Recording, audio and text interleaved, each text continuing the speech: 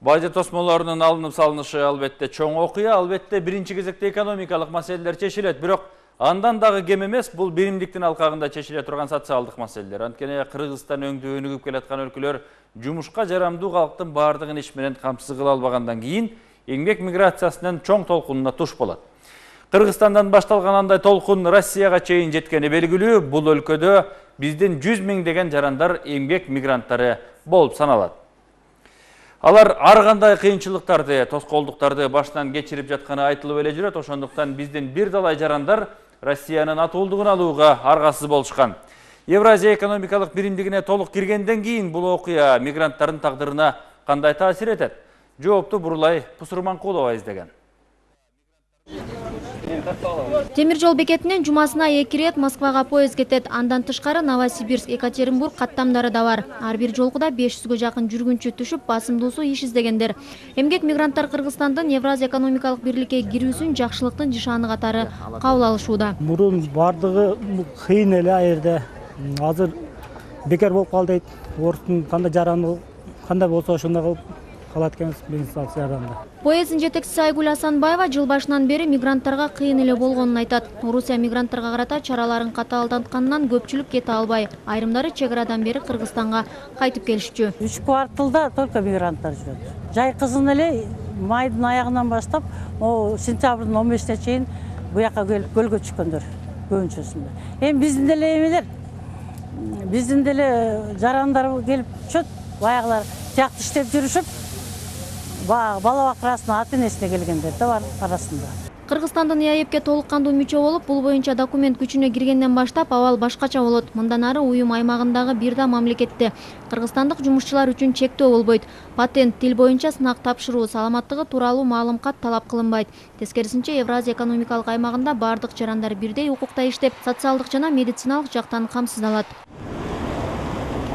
ЭАЭПке кирген өлкөгө барып иштөөнү каалагандар ал мамлекеттин чек арасына киргенде миграциялык баракчада келген максатын иштөө деп толтуруусу кажет. Эмгекке орношуу үчүн жумуш берүүчү менен эмгек келишимин гана түзүү жетиштүү. Бир ай ичинде жумуш таап каттоого турууга мүмкүнчүлүк берилет. Биздин жарандар ал жакка баргандан кийин келишимдин негизинде жумушка кирип, ал келишимди юридикалык тарап менен дагы, жеке менчик ишкер менен дагы түзүүгө мүмкүнчүлүк ачылат. Ошондой эле жакшы бир өбөлгөлөрдүн бири бүгүнкү күнү Казакстанда 5 күндүн ичинде биз учетко турсак, Россияда 7 күн, Белоруссия менен Арменияда 7 күн болгон болсо, биримдикке киргенден кийин эмгек мигранттар үчүн 30 күнгө чейин учетко турбай, ошол өзүнүн жүргөн турганын тактап, кайсыл жерге жумушка кире алат, кайсыл жерге учетко турат, ошону тактап ирети менен жазоого мүмкүнчүлүктөр берилген. 98 беренеде мындан ары дипломдор да таанылат. Мигранттар кызмат көрсөтүү тармагында же курулушта эле эмес, өз адистиги боюнча жумушка орношо алат. Эч кандай нострификациясы жок. Биздин жарандар эгерде ошол 5-4 мамлекетке барса, түздөн түз жумуш берүүчү анын дипломун аныктап, жумушка алууга мүмкүнчүлүк түзүлдү. Алардын эмгек стажы дагы тактала турган болуп, келишимде каралган. Жеңилдик жумуш издегендерге эле эмес, алардын үй бүлө мүчөлөрү, балдарына да берилет. Мигранттардын балдары жашаган аймагында бала бакчага барып, мектепте окуй алат, медициналык камсыздандырууга ээ болот. ЭАЭП мамлекеттеринде иштеген Кыргызстандын жарандарынын пенсия маселеси да чечүү каралууда. Убагы келгенде пенсия төлөө боюнча келишимдин долбоору азыр талкууда. Евразия экономикалык биримдигине кошулгандан кийин кыргызстандыктардын мыйзамдуу иштөөсүнө көмөк көрсөтүү үчүн Орусия кара тизмеге алган биздин мекендештерди ал жаман тизмеден чыгарды. Федералдык миграция кызматынын ал тизмесине 250 миңдей кыргызстандык алынган. Анын 77 миңи өлкө аймагынан чыгарылса, 190 миңдейи федерация аймагында жүрөт.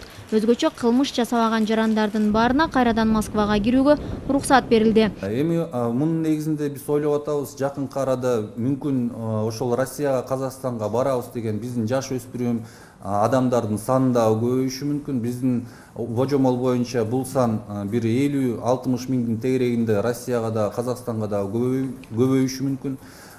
Бир жагынан бул жакшы көрүнүч, анткени булардын ошол өткөн жылы алсак Россияда иштеп жаткан жарандардын 550 миң болгон, бир жылдын ичинде алардын саны 50 миңге кыскарган. Бүгүнкү күнү 500 миңдин тегерегинде ошол жарандар иштеп атат. Андан сырткары Казакстанда дагы бир кыскаруу болгон өткөн жылдар боюнча. Эми ошол биздин чыккан жарандар кайра мурунку калыпка келип, бир 10%га жакын биздин жарандар чет өлкөдө иштей берет. ЭАЭП өзгөчө жеңилдикти ишкерлер менен эмгек мигранттарына берди. Эми биздин жарандардын алдында ал мүмкүнчүлүктү туура пайдаланып, барган мамлекеттин мыйзамдарын бузбай иштөөсүнө туура келет.